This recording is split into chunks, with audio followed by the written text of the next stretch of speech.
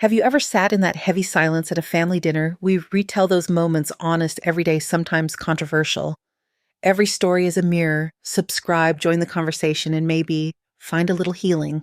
At 3:00 p.m., the kitchen timer goes silent, and the wind chime on my porch begins its small, glassy song. Sunlight lays across the butcher block like a pale quilt. Steam rises from a pot of jambalaya I made out of habit for two. The landline rings. I wipe my hands on a dish towel and answer. Britt's laugh comes first. It is bright and thin, the sound of a picture frame shattering on tile. "Hi, Maggie," she says, stretching my name as if it were taffy. "I wanted you to be the first to know." We did it. The beach house, Folly Beach ocean view. Closed this morning. Champagne is cold. Her voice turns soft and sticky. "Your money did something beautiful today." I do not move. I feel the cool of the receiver against my cheek, the damp warmth of the kitchen touching the back of my neck. "What money, Britt?" "The $500,000. The account you let Ethan manage for emergencies." Her smile lives inside her words. "We moved it cleanly. No need to worry. You can focus on resting, joining a book club, whatever people do when they are done carrying the world." The wind chime ticks harder. Somewhere in the house, a floorboard answers with a tired creak. "You took $500,000 without asking me." "Maggie, please. You signed for it 2 years ago when Ethan brought the papers. You were grateful then. You said it would make everything easier if something happened. Well, something finally happened. A coastal listing that will triple in value." She lowers her voice as if she is confiding in me. "You are not needed for the next phase. Let us live. Be happy for us and stay out of the middle." The line clicks. A little echo stays a ghost of her laugh. I stand with the phone pressed to my chest until the dial tone returns like a long, flat breath. The jambalaya pops once and settles. I set 2 plates on the table, one for Ethan, one for me. I have done that every Tuesday since he was 20 and working late on bridge models and breaking his fast with my leftovers. I take his plate away. I take mine away. I wipe the table clean and buff the wood in slow circles until my shoulder aches. The wind off the harbor smells like salt and iodine. It runs through the window screen and moves the curtains just enough to flutter the photos on the refrigerator. Ethan at 7 in a paper crown. Ethan at 13 with braces and a fishing pole. Daniel with his hand at my waist on a church lawn in the shade of an oak. That hand is gone. The shade is gone. The oak is still there if I drive past it. I rarely do. I go to the drawer beneath the oven mitts. At the back is a paper I have touched 100 times and never opened. The envelope is heavy, thick, sealed with brown wax that has taken the print of a quarter. My name is written across it in Daniel's steady script. "Open only if you cannot see a road," he wrote the night he came home from the plant, with oil under his nails and a cough he said was from dust. He died a week later. I never opened it because roads kept appearing. I made them myself with a mop handle and a calculator and a sewing needle and 3 jobs that left my hands raw and my eyes grainy with fatigue. I carry the envelope to the table and lay it on the wood. The kitchen clock ticks above me. The wind chime answers. I sit. I do not cry. My body thinks about crying. It gathers the old signals in my throat and brightens my eyes, then stands down. My breathing evens. The room sharpens. I think about the Tuesday 2 years ago when Ethan rang the bell and Brittany stood behind him with a cake on a silver plate. A precaution Mom Ethan said, a bit of paperwork in case you slip or get sick. He did not look at me when he said sick. He looked at the pen. Brittany cut cake and laughed at the frosting on her thumb and told me I was a saint. I signed where the tabs were. He hugged me. It was easier than arguing, and I was tired of shouldering every corner of the world. That night, I put the papers in a drawer and slept badly for the first time in months. I think about the morning I taught Ethan to tie his shoes while thunder shook the windows. I think about the fever that left him limp at 3 a.m. and the cool cloth I changed 12 times. I think about prom night when he came home at 2 in the morning and leaned against the doorframe and said, "You did it. You got me this far," and I thought those were the truest words I would ever hear. I reach for a paring knife. I slide the blade under the wax and lift. The seal breaks with a small, polite sigh. Inside there is another envelope, thinner, and a folded sheet with Daniel's blue ink marching straight as fence boards. I read his first sentence and stopped to breathe. Mags, if you are reading this, it means the tide went out farther than you planned. Take what I tucked away when the mill was still paying overtime. Do not announce it. Do not rush. He lists a bank I have never walked into, a name for a man who keeps records numbers for parcels of land on James Island I thought were only Martian cranes. He writes about time as if it is a tool you can hold correctly or drop on your foot. He tells me to forgive the hiding and to use what he hid for safety, not for show. My pulse slows. I reach the end of the page. There is a second page with smaller handwriting.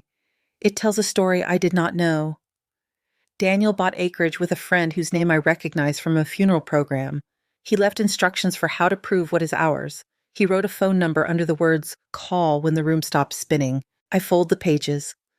I slide them back into the envelope and set it beside the salt. The house is very quiet. Outside, a gull lifts and banks over the live oaks that line Trad Street. The light has shifted. Heat lays its palm on the glass. I open a cupboard and take down the olive dress I wear on days when I need to feel armored but still myself. The fabric is cool. I smooth the skirt over my knees. I watch my hands as they button the bodice. They are still capable. The skin is thinner, yes, but the fingers know their work. The phone sits in its cradle with a coiled cord like a sleeping cat's tail. I do not touch it yet. I stand at the window and look at the small garden I have kept alive through hurricane seasons and December frosts. Tomatoes are setting on the vines I trained along the trellis. The soil is dark from last night's rain. A dragonfly pauses and holds its place like a pin on a map. I take a breath that fills my ribs and leaves room for a second one. I pull out a chair and sit. I lay Daniel's letter flat. I place a yellow notepad beside it. I write 3 words at the top, the same ones I once wrote when Ethan was 6, and we had $40 to last 10 days. Protect, prove, proceed. The wind chime sounds once, then stops. I pick up the receiver and listen to the quiet to be sure it is still there. I call the number Daniel wrote beneath his careful blue ink. A receptionist answers on the second ring, her voice low, the room behind her murmuring with phones and paper. She asks my name. I give it. She goes quiet, then returns almost at once and says, "Mr. Quinn can see you this afternoon." I look at the clock. It is not even 2. The cab smells like vinyl and coffee. Outside the window, Charleston slides by in slices. Bright porches, a boy on a bicycle, a dog sleeping in a rectangle of the air tastes like salt. When the cab turns onto Meeting Street, the wind catches the hem of my olive dress. I press it down and pay the driver from bills I keep in a jar for emergencies. I never thought of this as an emergency. It feels like something else. A shift in the light. Arthur Quinn's office sits behind a heavy glass door with a brass handle rubbed smooth by other hands. The waiting room smells of lemon oil and paper. A fan turns in the high ceiling. When Arthur comes out, I know him by his eyes. Gray, alert kind, without softness. He takes my hands and holds them a second longer than I expect. "I was told to watch for you," he says. Daniel was exact about that. It has been a long time since we spoke. His voice does not reach for comfort. It offers a steady place to stand. He leads me into a room paneled in oak. There is a long window with a view of live oaks and parked cars. Files line one wall. He opens a drawer and takes out a folder that carries my name in my husband's handwriting. The sight loosens something between my ribs. Arthur sets the folder on the desk and opens it with care as if any rush might tear the page. We sit side by side. He lays out papers as if arranging a small map, parcels on James Island, account statements with numbers that climb higher than I have seen in one place, a copy of a trust document, my signature on an old form, a note in Daniel's ink that reads for Maggie when she needs options. Arthur does not narrate. He moves his finger along lines and lets me read. When he speaks, it is brief and plain. Your husband planned for bad weather. He did not expect it to come from family. He asked me to step in if you called. I tell him about the landline in my kitchen, the sound. Britt's laugh made Ethan's name on the papers I signed 2 years ago. I tell him about 500,000 moved without warning. I do not call it theft. The word will come from someone else. He asked to see the papers I signed. I have them in a manila folder. I brought them like a child brings a note to a headmaster. He reads without frowning. He places a fingertip on a paragraph about authority in cases of medical need and temporary incapacity. He turns the page and points to a limit on use. He taps once as if to ask me to look again. I do. This is narrow, he says. It did not give your son permission to finance real estate. It did not give your daughter-in-law permission to touch a cent. The room is cool. The back of my neck warms anyway. I keep my voice level. They said I gave them power for the next phase. They said I should rest. Arthur does not laugh. He lowers his voice. My job is not to punish people. It is to make sure harm does not go farther than it already has. We can ask a bank to pause any movement from an account that appears to be misused. We can set a flag on anything connected to a closing. We can do this cleanly and then let the facts breathe. He picks up the phone and speaks to a person at Seacoast Federal. His side of the conversation is measured. He spells my name. He cites the paragraph he showed me. He uses the word review. He uses the word freeze. He hangs up and writes a time in the margin of a pad. He turns to me. They will open an investigation and hold any transfer they can control. He reaches for another sheet. You will also need to tell the agent handling the beach house that funds are disputed. If the agent is honest, there will be no attempt to take a check while a bank is looking into it. He slides a card across the desk with the name Palmetto Realty. I do not know if my voice will hold, but it does. I tell a woman named Celia that I am Maggie Ross and that money wired from my account is under review for improper use. I hear keys tapping. I hear how polite she tries to be.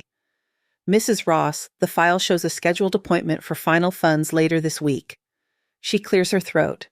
There is not much I can do without official notice, but I appreciate the heads up. My supervisor will want something in writing. Arthur is already printing a letter. He signs it in blue ink and motions for me to read it. The sentences are firm and spare. He places the letter in an envelope and calls a courier. When he hangs up, he looks at me full on. This is a beginning, he says. It will not feel like one for everyone involved, but that is what it is. I think of Ethan. I think of the way his shoulders tensed when he asked me to sign, the way his eyes slid to the cake. I see his hands when he was small palms up, waiting for me to tie his laces. I hear him at 17 saying, "You did it. You got me this far." I swallow and fix my gaze on the grain of the oak desk. Arthur reaches into another drawer and takes out a small device the size of a pack of matches. It has a thin cord and a tiny red light. He sets it by my elbow. You are allowed to record your own calls, he says. I suggest you plug this into the phone at home. If anyone speaks to you about what they took or how they took it, you will not have to rely on memory. I do not want to hear Brits laugh again, I say. You do not have to play it back, he says. You only have to be able to show it exists. He asks if there is someone I trust who can observe Ethan and Brittany without baring teeth. I say the name Lila. He writes it and nods. He asks me to rest when I leave and eat something with salt. That is the only time he sounds like a doctor. The sunlight has shifted when I step back on the sidewalk. Heat sits low over the street. I carry the device in my purse and press my fingertips into its smooth side as if it were a stone I picked up from a river. The cab back is slower, school traffic, a bus that sighs when it stops. At home, I set the device on the counter, kneel to find the jack in the wall, and steady my hands to make the plug sit. The red light shows and holds. I cut a slice of jambalaya and eat it cold from the plate. Lila calls while I am standing at the sink. She has a voice like clean cotton. I tell her what happened. She does not interrupt. When I finish, she breathes out once and says, "What do you need?" I say a pair of eyes. She says she will stop by Ethan's place with a pie and a rumor that I'm resting and need nothing. Her car is old and blue and always smells like mint. She says she will call me from the sidewalk when she is done. The hour between her call and her return is long. I water the tomatoes. The hose runs along the brick and leaves a dark line. Doves coo from the eaves. The wind chime catches and releases one soft note, then another. I rinse my hands and dry them on a towel that has lost its color but not its strength. Lila calls back. I pick up on the first ring. I hear street noise and the distant thump of music from another apartment. They are dressed like a catalog, she says, but the couch is covered in mail. She pauses. The smell of new paint is still strong. Brittany was on the phone when I knocked. I do not know who she was talking to, but she said the words, "final walkthrough and ocean view," and the phrase, "leverage our position." Ethan looked gray around the mouth. He offered me water and did not look me in the eye. Did she mention me, I ask. Brittany told me you needed rest and a hobby. Lila is quiet a moment. She said this purchase changes everything. She used the words our next chapter. I thank Lila and ask her to go home. She says she will pass the grocery store and bring me oranges tomorrow. We hang up. The sun has slid behind the live oak in the yard. The kitchen is a softer gold now. I wash the one plate I used and set it to dry. The phone rings again. It is the bank. A supervisor speaks with a voice that does this kind of call often. He confirms an investigation is open. He uses words that sit cold in the ear. Flag, hold, review. He thanks me for calling quickly. He says the timing may matter. He does not explain how. He does not need to. When I end the call, I feel the house around me. The old wood responds to weather like a person. It swells a little, then settles. I walk to the porch and sit on the top step. The boards have been sanded smooth by years of feet. A dragonfly rides the air above the garden and then drops to hover over a basil plant. In the distance, a church bell marks the hour. Inside, my phone pings with a message. I carry it back to the kitchen and set it on the counter. The screen shows an email from Palmetto Realty. The subject line carries my name. The body is short. It confirms that a final funds appointment is set for Friday at 3 p.m. There is a request for any documents I wish to place in their file. The wind chime on the porch moves all at once and then grows still. I lay a blank sheet of paper beside Daniel's letter and pick up my pen. Friday arrives with a clear air and a pale blue sky. I wake early, water the tomatoes, and wipe the porch rail where salt dries in a thin crust. Inside, the device on the kitchen wall shows its steady red light. I make coffee that tastes darker than usual and eat half a slice of toast. The house holds still, listening. By noon, the heat presses against the windows. I move through the rooms and set small things in order. A stack of bills in the desk drawer, a pair of scissors on the hook, Daniel's letter on the table beside a fresh yellow pad. I turn the page and write the date in the corner. I set down my pen. I do not call anyone. At 2, a thin haze lifts off the marsh beyond Trad Street. A gull glides over the oaks and vanishes. I wash my cup, dry it, and return it to the shelf. The wind chime on the porch taps once and then falls silent. I glance at the kitchen clock and smooth a wrinkle from my dress. At 3:12, the landline rings. The sound is bright and sharp. I lift the receiver and say my name. Ethan's breath arrives first fast and uneven, then his voice. Mom.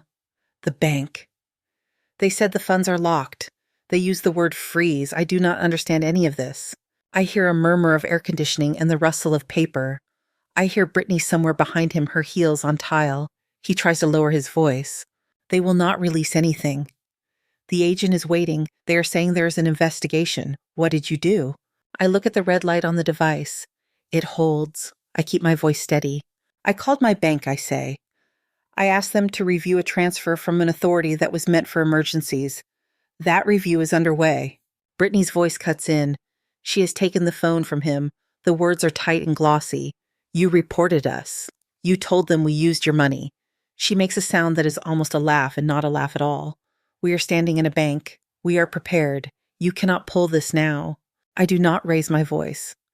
You took money that was not yours to take, I say.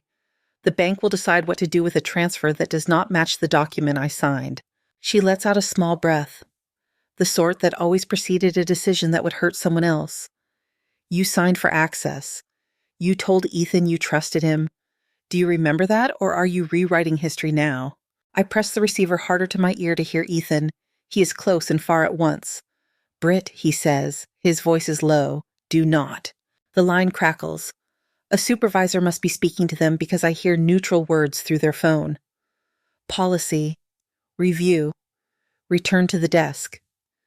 Brittany's voice rises, then drops. Ethan tries again. Mom, if the money stays frozen, we lose the deposit. He swallows and the sound travels to me. That is all our savings. The room around me feels carved out of quiet. Steam from the kettle touches my wrist. I move my hand away and set the kettle on a cold burner. I'm sorry, I say. I cannot move the bank's review. You will need to speak with your agent. Brittany is back on the line. Your agent is waiting too, she says, and the way she says your agent turns it into a slight. She returns the phone to Ethan. There is a fast shuffle of footsteps. The call ends without a goodbye. I place the receiver in its cradle. The kitchen is very clean and very ordinary. A car passes in the street and the wind chime gives one clear note. I stand at the sink until my shoulders drop. The phone rings again. A man from Seacoast Federal introduces himself and confirms the freeze. He speaks with careful calm.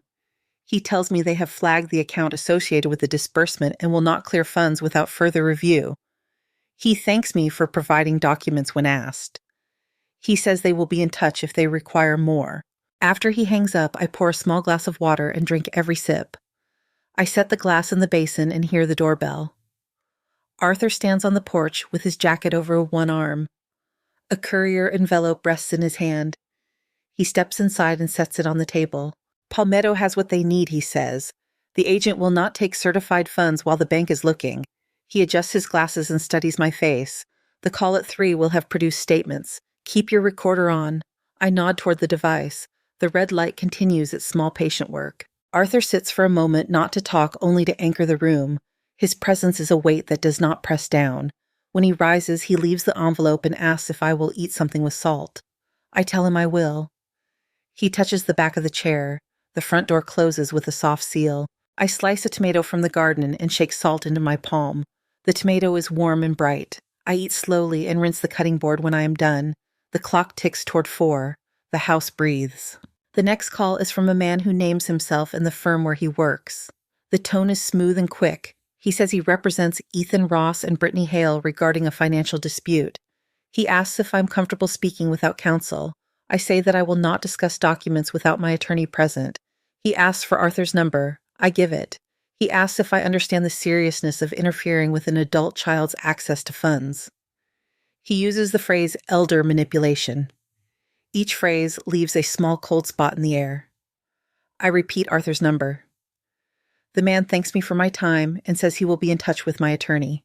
I stand by the window and watch the shadows slide across the yard. A dragonfly holds its bright body in one place over the basil and then darts to another place and stops again. The light turns the brick path into a long red line. The wind chime moves and rests, moves and rests. Arthur calls within the hour. He has spoken to the same man. His voice carries no triumph, only clarity. They do not have a case, he says. The power you signed is narrow. It was meant for emergencies and incapacity. He pauses. He mentions that Brittany spoke to you at the bank. He says her words will be part of the picture if we need them. I look at the device on the wall. The light is steady. I tell him yes. He tells me to rest and to let calls route through him if the tone turns hot. He asks if I'm alone. I tell him Lila is a street away if I need her. He says that is good. We end the call. Outside, the sky rinses to a softer blue. The air cools by a degree. I pull the screen door open and sit on the porch step. The boards give under my weight and rise again. Children on bicycles pass at the corner, their voices cutting across the brick like chalk lines. A man walks a dog that pauses to nose the grass beside the curb. The dog shakes its ears and moves on. The phone rings a 4th time. I answer, and it is Ethan again. He sounds 10 years younger and 10 years older. I hear a small echo. He must be calling from their car. I did not know Brittany would say those things he says. His breath stumbles. I thought the account meant we could handle things. I should have called you first. His words drop and leave small dents. I listen, my hands rest on my knees. We will lose the deposit, he says. It is too late to replace the funds. I told her we should wait, that we should save longer. She said opportunity does not wait. I agreed because I wanted to see her happy. He swallows and the sound reaches me through the line. I'm asking if you can talk to the bank. I'm asking if you can step in. I look at the square of light on the floor and the dust moving through it. I look at the small nick in the table where a plate slipped last winter. I keep my tone even. I cannot, I say. The bank is reviewing a transfer that did not match the document I signed. I will not move that. There is no sound for several seconds, then a breath. I expected you to say that, he says. His voice softens in a way that suggests a gate swinging on its hinges. I do not know what we will do. His breath steadies for a moment. I am sorry. I hold the receiver. I am not sure which part he means. I decide it does not matter in this moment. Thank you for calling, I say. We end the call. I set the receiver down and sit back. The room takes on the color it always takes in late afternoon. Warm. A little tired. Safe because it is known. The email chime sounds again. Palmetto confirms receipt of Arthur's letter and notes the bank's hold. They request no further action from me. I close the message and slide the laptop away. The wind chime stirs. The smell of tomatoes and damp earth drifts through the screen. I rinse a bowl and place it upside down on the rack. I turn off the light over the sink and leave the one over the table. The red light on the device remains small and bright in the corner of my eye. The clock secondhand traces its sure path. I sit with the quiet and let it stand. Morning light finds the kitchen plain and square. I make coffee and drink it standing up. The red light on the recorder holds steady in the corner of my eye. A short email from Palmetto waits on the laptop. They acknowledge the bank's hold and note that no closing can proceed. There is one sentence about the deposit. It uses careful words and arrives at a simple point. Forfeited. The phone rings after 9. Ethan asks to see me. He does not hide the strain in his voice. I tell him I will come to their apartment. I choose the olive dress and a pair of shoes that do not make noise on tile. I take a pie from the freezer and set it to thaw, then return it to the freezer. I am not bringing anything. Their building smells like paint and lemon cleaner. On the 3rd floor, a hallway runs to a window with a view of parking lots and a strip of sky.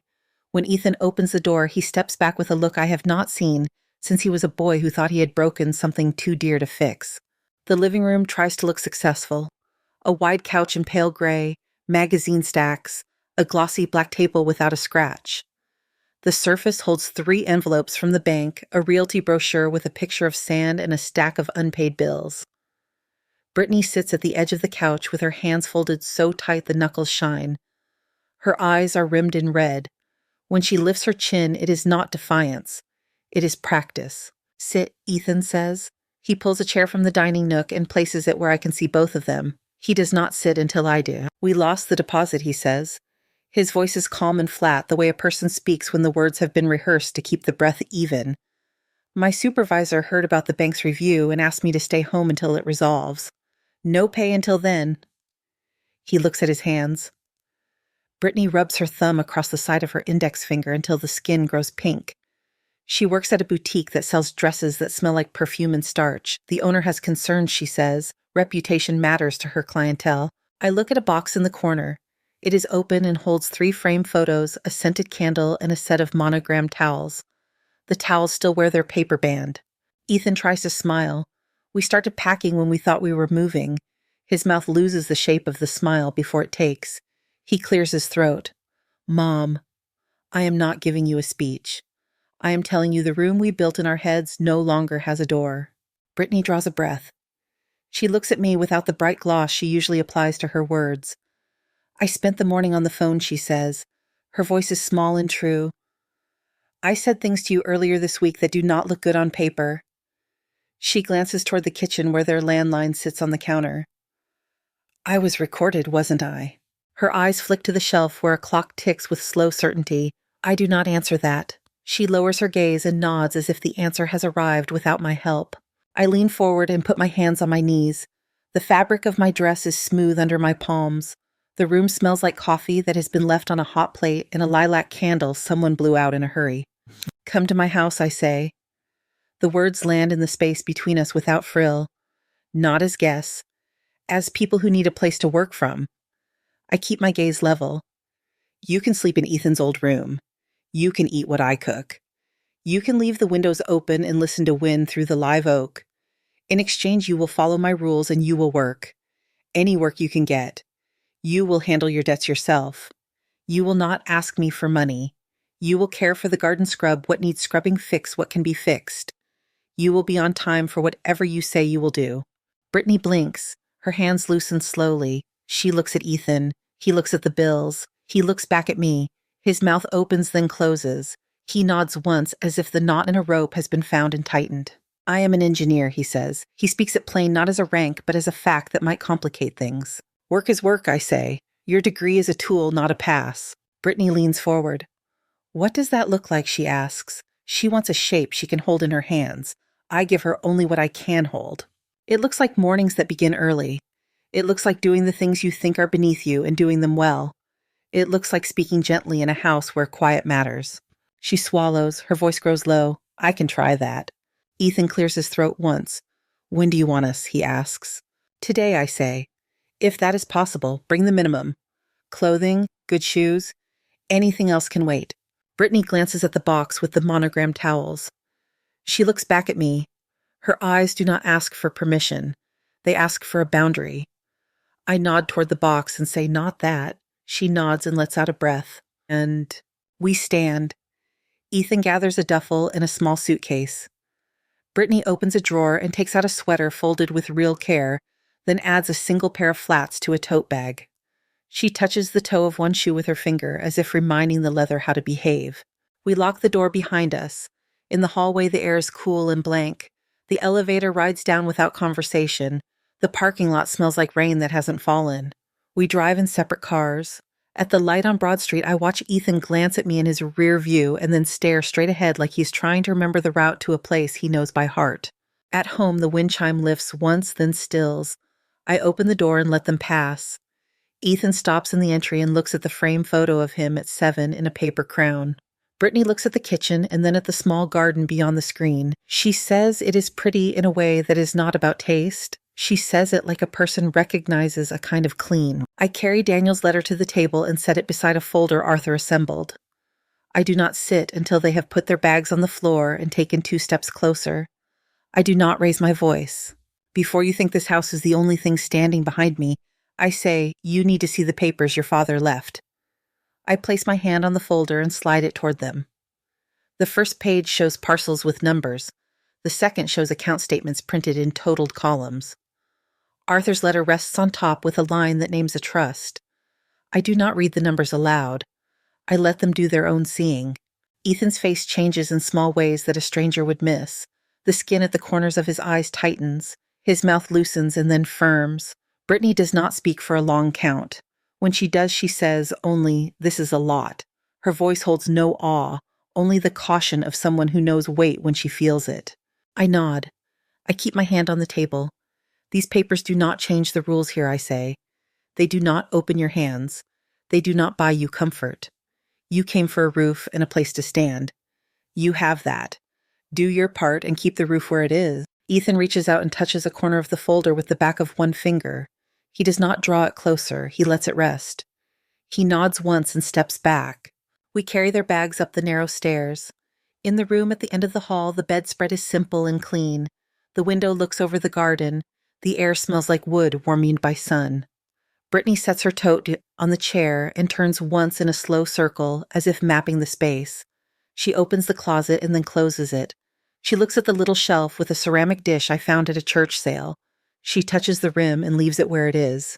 Back downstairs, I take a pad from the drawer and write words that fit on one line each. Breakfast at 7, garden hour at 8, job search after lunch, no raised voices, no closed doors in anger. The list is simple.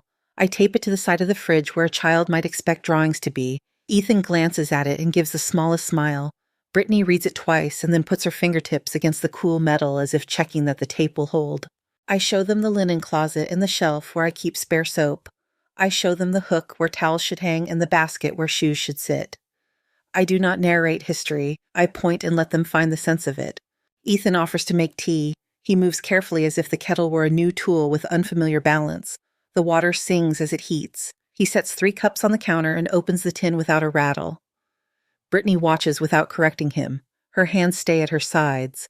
A small muscle in her jaw loses its habit of clenching. We sit at the table and take the first sips. The air smells like lemon and steam. Someone on Trad Street laughs as they pass. The wind chime offers one clear sound and then another spaced like small stones dropped in shallow water. When the cups are empty, I take a pencil and draw a small box on the pad. I write a single word inside it and set the pad in the center of the table. The box reads "Start." I do not explain it. I watch Ethan look at it and then lift his gaze to mine. He nods once. Brittany nods slower. Evening gathers without haste. I take a pan from the cupboard and set it on the stove. Ethan rinses rice in a bowl until the water runs clear. Brittany peels garlic and lines the cloves like small moons on the cutting board. The house arranges itself to fit 3 people moving without collision. The red light on the recorder glows in the corner and becomes only a dot among other dots. The clock counts the seconds. The wind shifts. The garden holds its dark shapes and waits. By late summer, the house has a different sound. The kettle sings and 2 other voices move through the rooms without scraping. Chairs slide back and forth without haste. The wind chime on the porch answers the river breeze with a soft clink that settles nerves I did not know were still frayed. Morning begins before the heat. Ethan is the first to the kitchen. He lifts the lid from the rice pot as if it were a tool on a job site. His hands are stronger now. The cuts along his knuckles have healed into thin, pale lines. He checks the garden the way he checks measurements, patient and exact. When he leans over the tomatoes, the vines brush his sleeves, and the smell of green clings to him when he comes back inside. Brittany follows with the quiet of a person who is learning how to use her voice as an instrument rather than an alarm. She stacks 3 cups, rinses them, lines them on a towel to dry. Her hair is tied back with a plain band. She has given away the shoes that blistered her feet. On the table sits a canvas tote with a folder and a cheap stapler and in a pencil case that looks like it once belonged to a child. Arthur calls one clear morning with a tone as smooth as a hallway floor. The bank has completed its review. He reads a short paragraph that covers the transfer and the hold and the return of funds. He pauses on the word returned and lets it sit. Palmetto confirms the closing is canceled. The deposit was lost on their end. There is nothing to be done about that. He does not press the point. He thanks me for my patience and asks if the tomatoes are coming in. When I tell him they are, he laughs and says his wife has a basket ready. Ethan takes day work with a crew that pours footings on a stretch of James Island that used to be scrub and marsh. He does not say that he is above it. He points out to me the line where the water used to reach in storms and tells me how they account for it now. He comes home with dust along his jaw and the sour, metallic smell of sweat and concrete and salt, and he sets his boots by the back door without needing a reminder. On the nights when the ache reaches deep, he fills a basin and soaks his hands and sits with a towel across his knees and says the basin helps more than he expected. He sleeps through until morning and wakes steady. Brittany finds hours at the St. Philip's community room, where the air smells like paper and pencil shavings and the faint sugar of donated cookies. A fan turns. A copier hums. She stands behind a long folding table and hands out forms that make sense, only after someone explains them. She does the explaining in small steps. This line is your rent. This line is the fee you thought was optional. She sits with a grandmother who has brought a little boy in cowboy boots, and she helps the woman listen to a bank worker on speaker. When the call ends, the grandmother rests her cheek in her palm and looks at Brittany as if something has been lifted from her shoulder. Brittany returns to the house at dusk with the soft tired of work that has meaning in the bones. She leans on the counter and tells me that the copier jammed and she learned how to unjam it. She says it like news. The rules sit on the side of the fridge where I tape them. The paper has curled a little at the edges, and I press the tape down with a thumb when I walk by. They do not need the list as much as they did. The house knows the rhythm now. Breakfast has a time. So does the garden. There is a small line where shoes live by the door. Voices stay low when the windows are open. Lila arrives with a bag of oranges and a carton of eggs and a joke. She drops a bottle of mint extract on the counter and tells Brittany to dab a little behind her ears when the copier room smells like warm plastic. She leaves a note that says, "Call me if you need a ride," and puts a heart beside her phone number like she's 13. Some evenings, Ethan brings home a sketch from the site. He lays it on the table and points with a clean finger rather than the one still marked by concrete dust. He shows me where a footing went wrong by half an inch and how the foreman caught it before the pour. He does not make himself the hero. He does not accuse anyone else of the miss. He says we were tired and now we are less tired because we plan better. I hear the we and let it rest in the room. On a Tuesday that begins with a clear sky and the cooler air that follows a storm, Arthur stops by with a folder that is not heavy, but feels that way when he sets it down. He asks to sit at the table. He has a pen and 2 copies of a document. He runs a fingertip along a line with my name and then along another line with Ethan's. The pen moves without drama. The words on the page are careful. They do not speak in slogans. They name a trust and a method and a structure that protects and does not suffocate. He does not tell me what to do with it. He watches my face. I lift my eyes from the paper to Ethan and Brittany. I tell them to sit. The wind chime answers a small gust that comes down the street. I slide the folder open and let the papers show themselves. We read together without speaking. When we finish, I take a breath and look at their hands. They are still. They wait. I nod to Arthur. He nods back and closes his pen.